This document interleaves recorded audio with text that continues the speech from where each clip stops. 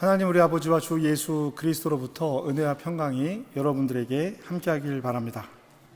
아멘. 네, 오늘은 말씀을 시작하면서 아까 찬양을 시작하면서 말씀을 드렸지만 우리나라 대한민국은 5월을 가정의 달로 그렇게 지키고 있습니다. 어버이날, 어린이날, 부부의 날, 뭐 이렇게 가족 중심으로 어떤 날들이 있어요. 그래서 가정의 소중함을 그렇게 한번 생각해보는 시간을 갖습니다. 그런데 우리 어린이 주일은 단순히 아이들을 위한 날은 아닙니다. 오히려 자녀를 둔 부모, 교회학교 교사, 그리고 우리 같은 신앙의 공동체 안에서는 다음 세대를 두고 있는 우리 모두에게 중요한 날입니다. 사랑하는 성도 여러분, 우리가 자녀들에게 남기고자 하는 것은 무엇입니까? 좋은 교육, 넉넉한 재산, 안정된 환경 모두 중요합니다. 중요해요. 중요하지 않다는 이야기가 아니에요. 중요합니다. 그러나 그것보다 더 근본적인 것들이 있겠다라는 것입니다. 우리 자녀들이 어떤 이야기 안에 살게 될 것인지, 그들이 만들어가는 이야기는, 그들의 삶을 결정짓는 이야기는 어떤 세계관, 어떤 가치관, 어떤 신앙의 유산 안에 있을 것인지, 이것이 매우 중요합니다. 여러분, 이 세상의 힘은 점점 강해져 가고 있습니다. 이 세대를 본받지 말라고 하는 성경의 이야기가 우리에게 말을 하고 있지만, 우리는 이 세대 안에서 이 세상에게 많은 것들을 점령당하며 살아가고 있어요. 사랑하는 자녀들이 예수님과 함께 동행하는 삶을 살았으면 좋겠는데 세상의 지배력이 훨씬 더 커져가고 있다는 겁니다.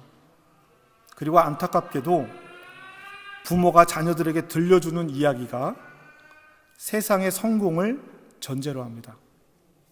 그리스도인들조차 그럴 때가 있어요. 오늘 우리가 읽은 말씀은 바로 이 점을 잘 다루고 있습니다. 신명기 6장에서 읽은 말씀은 모세가 가나안으로 들어가는 신명기 세대에게 마지막으로 하는 유언과도 같은 이야기예요. 그리고 디모데후서의 말씀도 바울이 나이를 많이 먹고 죽음 앞에, 순교의 순간을 앞에 두고 디모데에게 남긴 신앙의 유산입니다. 이 두 본문은 모두 말씀과 신앙의 계승을 강조하고 있어요.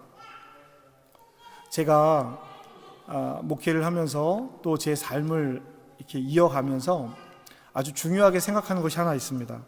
그것이 뭐냐면 이야기가 삶을 지배한다는 거예요. 이야기가 삶을 지배합니다. 우리는 누구나 어떤 이야기를 듣고 그 이야기에 관계되어서 그 영향 아래 살아갑니다. 성공한 인생, 좋은 부모, 멋진 삶이라는 개념은 우리가 들어온 그 이야기들 안에서 형성된 거예요. 이것이 성공한 인생이야 누가 들려줬어요? 누가 알려줬습니까? 내가 자라면서 들은 얘기를 중에서 그래, 이게 성공한 거지 라고 하는 그 이야기가 나에게 영향을 미친 거예요. 자녀들에게 무엇을 가르치는가 보다 우리가 어떤 이야기를 믿고 어떻게 살아가는지가 중요한 이유는 거기에 있습니다. 우리가 스스로 믿는 이야기가 삶의 방향을 결정하고 그것이 자녀들에게도 이어진다라는 거예요. 결국 우리의 삶이 전도서 기자의 말처럼 바람을 잡는 것처럼 허무한 이야기로 채워진다면 자녀들도 똑같이 그 이야기를 따라가겠다라는 겁니다. 그래서 모세는 신명기 6장에서 이렇게 이야기를 하는 거예요. 오늘 내가 내게 명하는 이 말씀을 너는 마음에 새기고, 그리고 나서 뭐라고 얘기하죠? 7절 같이 읽어볼게요. 7절만 시작. 그래요. 내 자녀에게 부지런히 가르치라고 얘기하는데 그 전에 앞서 하는 이야기가 뭡니까? 너는 마음에 새기고. 이 율법을 내 마음에 새겨야 이것이 내 자녀에게 유산으로 전해지지요. 가르칠 수 있지요. 내가 하지 않는데 그렇게 가르칠 수 있겠습니까? 불가능하다는 이야기예요. 부모가 먼저 말씀을 마음에 새기지 않으면 아무리 가르친다고 해도 그것은 형식에 불과한 것입니다. 여러분, 신앙은 말이 아니라 삶으로 전해지는 것입니다. 예배의 형식이나 기도의 방식이 아니라 그 형식과 방식을 어떻게 살아가는지가 중요한 거예요. 오늘 우리가 이런 예배의 형식을 갖고 있지만 중요하지 않아요. 뭐 중요합니까 이게? 믿음을 전하기 위해서라면 형식을 무너뜨릴 수도 있는 거예요. 다만 이것이 우리 믿음의 유산 안에 약속으로 존재하는 거니까 함께 공유하는 겁니다. 삶으로 이어져야 돼요. 삶으로. 아이들은 부모가 드리는 기도보다 기도하는 부모의 태도를 마음에 새깁니다. 멋진 말로 기도하고 멋진 기도의 내용으로 기도하는 것이 중요한 것이 아니라 그 기도의 내용을 어떻게 살아가는지가 중요하다는 겁니다. 성경책의 무게보다 말씀을 붙잡고 살아가는 부모의 고뇌와 정직함을 기억하는 겁니다. 디모데후서 오늘 우리 3장 말씀에 우리가 너무나 잘 아는 이야기 있습니다. 우리 같이 한번 읽어볼까요? 14절 말씀입니다. 시작.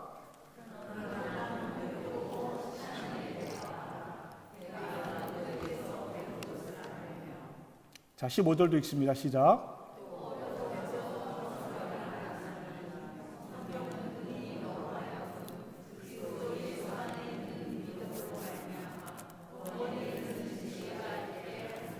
아멘. 이 말씀을 보면 디모데는 어려서부터 말씀을 배웠어요. 그런데 이 신앙 교육이 단지 성경 말씀을 잘 아는 지식을 전달한 것이 아닙니다. 바울은 디모데후서를 보내면서 1장 5절에서 디모데에게 뭐라고 이야기를 하냐면 이렇게 이야기를 합니다. 이렇게 얘기해요. 이는 내 속에 거짓이 없는 믿음이 있음을 생각함이라. 그러면 이 믿음이 어디에서 왔느냐라는 거예요. 이 믿음은 먼저 내 외조모 로이스와 내 어머니 유니게 속에 있더니 이 믿음이 외할머니와 어머니에게서 있던 거예요. 외할머니와 어머니에게 있던 믿음이 내 속에 거짓 없이 있다라는 것을 내가 알고 있어. 내 속에 있는지를 내가 확실하게 알고 있어 라고 디모데에게 이야기합니다. 그러니까 디모데가 배우고 확신하는 일에 거할 수 있는 것, 내가 누구에게서도 배운 것을 알며 또 어려서부터 성경을 알았나니 성경은 능히 너로 하여금 그리스도 예수 안에 있는 믿음으로 말미암아 구원에 이르는 지혜가 있게 하느니라 라고 이야기할 수 있었던 것이 외할머니와 어머니의 믿음을 네가 그대로 네 속에 갖고 있기 때문이다 라고 이야기하는 것입니다. 우리는 이 말씀 앞에서 이 질문을 먼저 해야 합니다. 우리의 신앙은 자녀들과 다음 세대들에게 어떤 영향을 미치고 있는가? 디모데가 어려서부터 성경을 알 수 있었던 것은 외할머니와 어머니가 성경을 사랑하고 하나님 말씀, 이 당시에는 성경이 직접 주어지진 않았었어요. 들려진 말씀입니다. 들려진 하나님의 말씀을 붙들고 삶으로 살아갔기 때문에 그것이 그 자녀에게 이어질 수 있었다는 것입니다. 단순히 말씀을 가르치는 것이 아니라 보여주고 삶으로 이끈 거예요.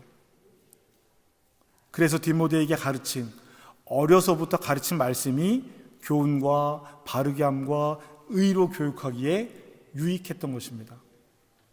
그런 하나님의 말씀은 왜 전해졌어요? 어떻게 전해졌어요? 하나님의 사람을 온전하게 하여 모든 선한 일을 할 능력을 갖추게 하기 위해서라고 바울은 이야기하는 것입니다. 사랑하는 성도 여러분, 자녀들에게 신앙을 전수한다는 것은 단지 교회에 데려오는 것, 예배에 참여시키는 것을 의미하지 않습니다. 요즘 같은 시대에는요, 그것도 힘들기는 해요. 같이 가자라고 얘기하는 것도 힘들긴 합니다. 그러나 여러분, 진짜 신앙의 유산은요, 자녀가 보는 부모의 태도, 자녀가 보는 부모의 삶의 선택, 자녀가 보는 고난을 지나가는 부모의 모습 속에서 말씀을 순종하는 실천, 부모가 하는 회개의 모습을 보면서 이 자녀들이 그 신앙 안에서 함께 성장해 간다는 것입니다. 이렇게 되면 믿음의 씨앗이 심기는 거예요. 저는 이 믿음의 씨앗이 결코 잘못되지 않을 것이라는 믿음이 있습니다. 싹을 틔우고 자라게 하는데 좀 시간이 걸리더라도 이 씨앗은 반드시 자랄 것입니다. 그러니 여러분 염려하지 맙시다.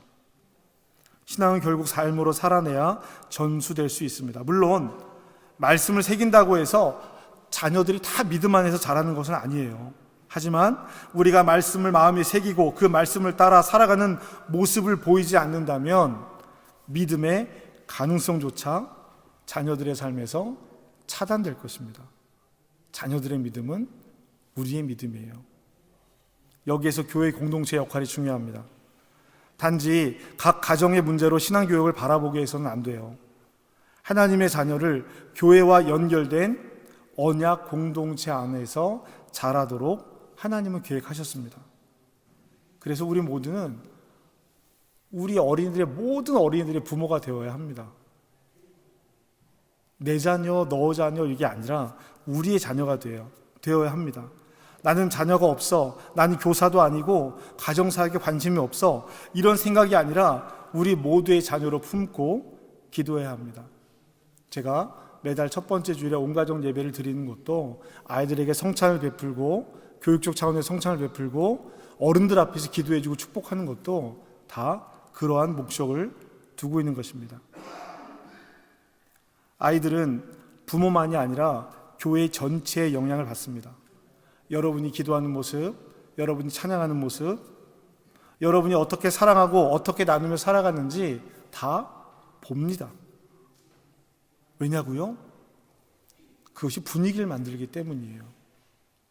우리 교회 분위기, 어떤 분위기인지, 따뜻하고 사랑이 넘치는 분위기인지, 차갑고 딱딱한 분위기인지 다 압니다. 우리의 예배의 태도와 공동체 식구를 대하는 태도는요, 아이들의 신앙을 형성하는 중요한 신앙의 경험 중에 하나가 돼요. 어린이 주일에 우리는 단지 어린이들을 귀엽다고 예쁘다고 축하하고 양육하는 건 부모 몫이야 라고 부모에게 떠넘기는 것이 아니라 우리 모두가 다음 세대의 영적 부모인 것을 기억하셨으면 좋을 것 같아요. 사랑하는 여러분, 이것은 결국 우리가 살아내야 할 복음입니다. 우리는 어떤 이야기를 따라 살고 있습니까? 세상은 자녀들에게 끊임없이 성공해야 한다, 남보다 앞서야 한다, 눈에 보이는 결과가 중요하다라는 이야기를 들려줍니다. 그러나 예수님은 다른 이야기를 들려주셨어요. 하나님께서 우리를 가진 생각과 계획, 그리고 삶의 소망은 그런 것이 아니야 라고 말씀해 주셨습니다.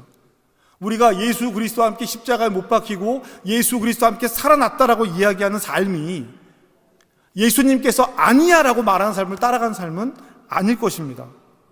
부활하신 예수님과 함께 살아가는 삶의 이야기는 이 세상이 지배하는 힘의 이야기와 다를 거예요. 예수님은 뭐라고 말씀하세요? 너희는 이제 더 이상 죄의 종이 아니야. 하나님의 자녀야. 이 말씀하시는 거예요. 하나님 나라와 의를 먼저 구해야 돼 라고 말씀하셨어요.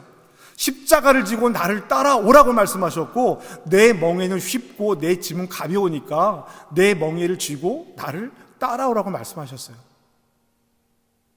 예수님은 한 번도 만몬을 따라가라고 말씀하시고 바알의 것을 따라가라고 말씀하지 않으셨는데, 우리가 바알의 것을 예수님의 이름으로 구하고 있는 것은 아닌지 우린 신앙생활하면서 그 부분을 아주 잘 살펴봐야 합니다. 예수님의 말씀은 새로운 율법이 아니라 새로운 이야기예요. 우리의 정체성을, 우리의 목적을, 우리의 삶의 방식 자체를 바꾸는 이야기입니다. 그래서 이야기는 계속 우리에게 들려야 합니다. 언제까지요? 그 이야기에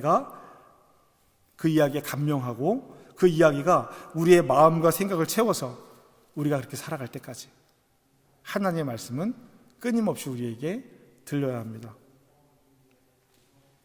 이것이 하나님의 말씀을 제대로 읽고 따라야 하는 이유입니다. 그리스도께서 하시는 일은 우리의 죄를 사하시고 우리를 죄에서 구원하신 것뿐만 아니라 우리가 붙들고 살아가야 할 이야기를 새롭게 하신 거예요. 그래서 우리가 아까 신명기 6장 7절의 말씀을 앞쪽만 읽었잖아요. 우리 전체를 다 한번 읽어보실게요. 다 함께 읽겠습니다. 시작.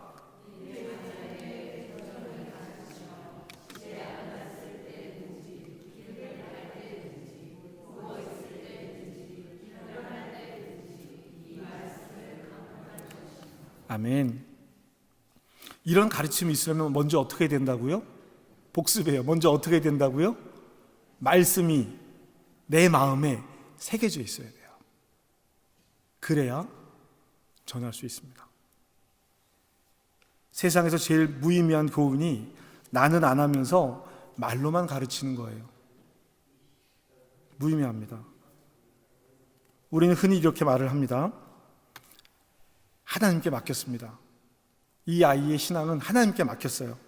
하나님이 알아서 키워주실 겁니다. 이렇게 되게 믿음 있어 보여요. 그런데 그 아이의 학업, 진로, 삶은 하나님께 맡기지 않습니다. 왜 우리가 이런 실수를 하게 됩니까? 왜 신앙은 하나님께 맡기고 부모로서의 책임은 내려놓으려고 합니까? 여러분, 하나님의 은혜는 우리의 책임과 무관한 것이 아닙니다. 하나님의 은혜는 언제나 우리의 순종 속에서 역사하십니다.